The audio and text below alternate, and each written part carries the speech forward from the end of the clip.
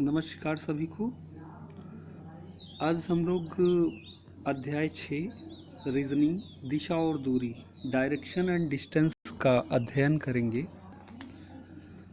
इसमें हम प्रश्न पत्र में कुछ प्रश्नों को देखते हैं जिनमें कोई व्यक्ति उसका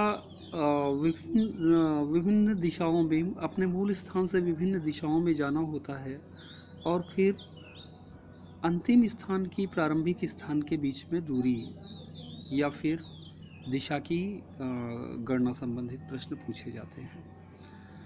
तो दिशा और दूरी डायरेक्शन एंड डिस्टेंस, इसमें गतिशील व्यक्ति या वस्तु की प्रारंभिक स्थान से तय किए गए पथ के अंतिम स्थान की दिशा एवं दूरी की गणना की योग्यता का परीक्षण किया जाता है। अब सबसे पहले तो दिशाओं को समझ लें। दिशाओं को हम समझते हैं कि इसमें सबसे पहले देखते हैं कि हम अपने अगर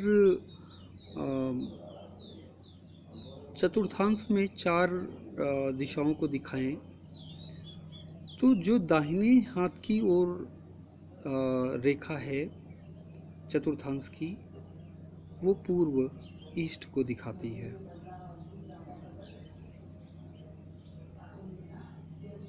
इस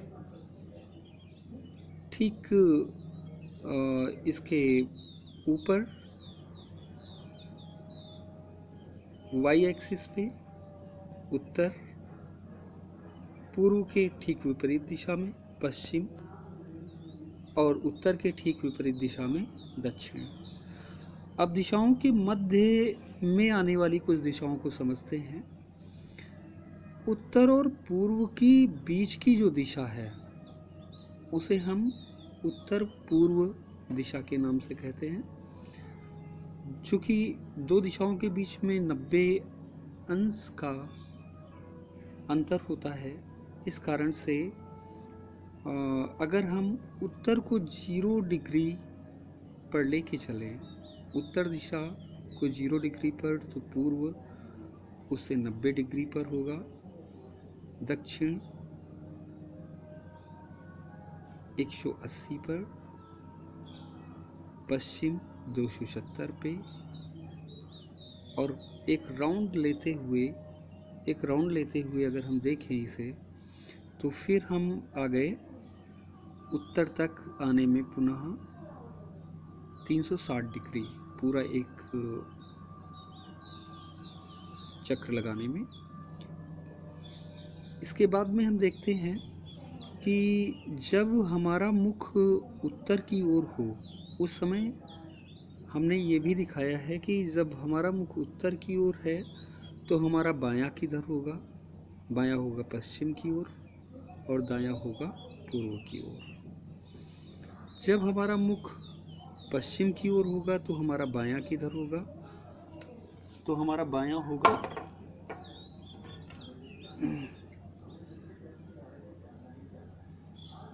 होगा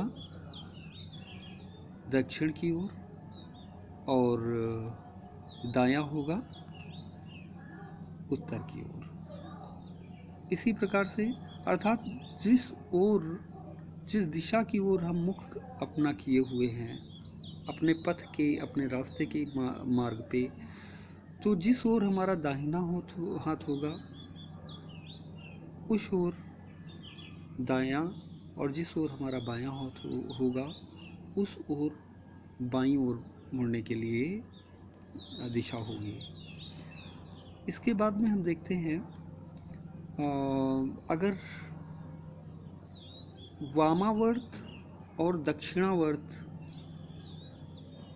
घूमना या परिक्रमण करना, ये किस प्रकार से होता है। देखिएगा, जब किसी वस्तु का या व्यक्ति का घूमना, जब किसी व्यक्ति या वस्तु का घूमना दाहिने हाथ की ओर हो, देख रहे हैं मैंने दक्षिणावर्त की ओर एरोज दिखाया है, तो ये दाहिनी हाथ की ओर जा रहे हैं, तो ये दक्षिणावर्त की ओर परिक्रमण कहा जाएगा। और जब ये बाएं हाथ की ओर आ रहा हो परिक्रमण या घूमना, तो वो वामावर्त कहा जाएगा। मैंने दोनों को इस प्रकार से दिखा दिया है कि इन परिक्रमण को किस प्रकार से हम दिखाएंगे। इसके बाद में हम आते हैं कि इस प्रकार से हम दिशाओं को देखेंगे कि जिन दिशाओं में हमें मुड़ करके रास्ते पर आगे बढ़ने के लिए कहा जाए, तो उसी प्रकार से हम इन दिशा संबंधित निर्देशों का पालन करते जाएंगे। आगे देखते हैं कि जब दूरी ज्ञात करनी हो तो प्रायः करके इसमें ऐसे प्रश्न होते हैं जिनमें पाइथागोरस प्रमेय का प्रयोग होता है। जब गतिमान वस्तु के प्रथम और अंतिम बिंदु के बीच की जो दूरी है वो उसके पथ में हम देखते हैं कि वो दूरी विकर्णवत हो।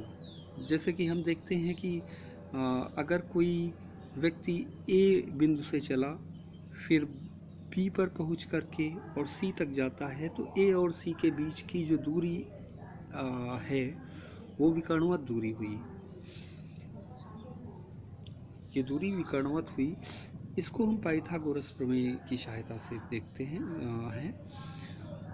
चूँकि हमें ए से बी के बीच की दूरी मालूम होगी प्रश्न में, बी से बीच की दूरी मालूम होगी, तो यहाँ पे पाइथागोरस प्रमेय होता है ए और सी के बीच की दूरी का वर्ग AC स्क्वायर बराबर ए और बी के बीच की दूरी का वर्ग AB स्क्वायर प्लस बी और सी के बीच की दूरी का वर्ग BC स्क्वायर।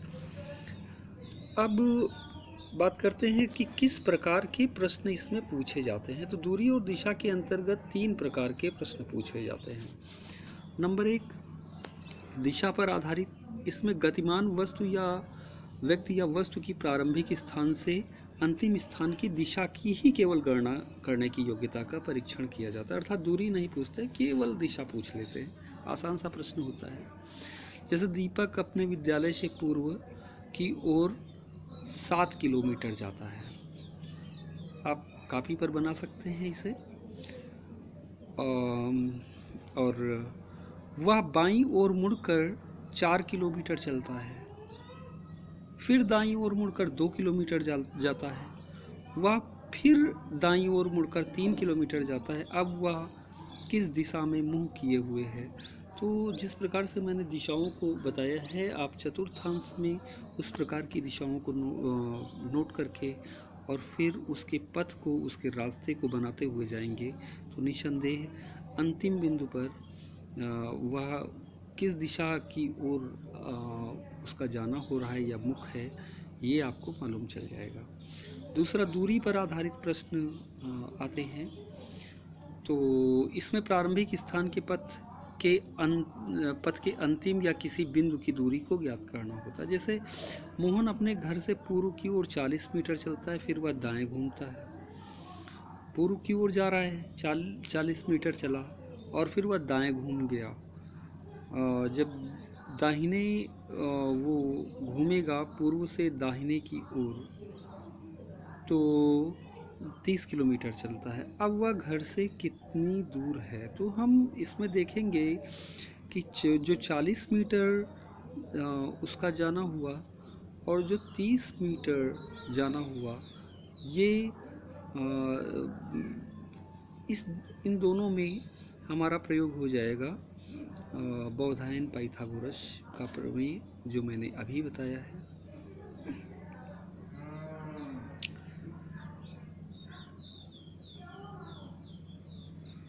तो बौधायन पाइथागोरस प्रमेय अर्थात 40 का वर्ग धन 30 का वर्ग, 40 का वर्ग 1600, 30 का वर्ग 900, 1600 और 900 को जब जोड़ेंगे तो 2500 आ जाएगा।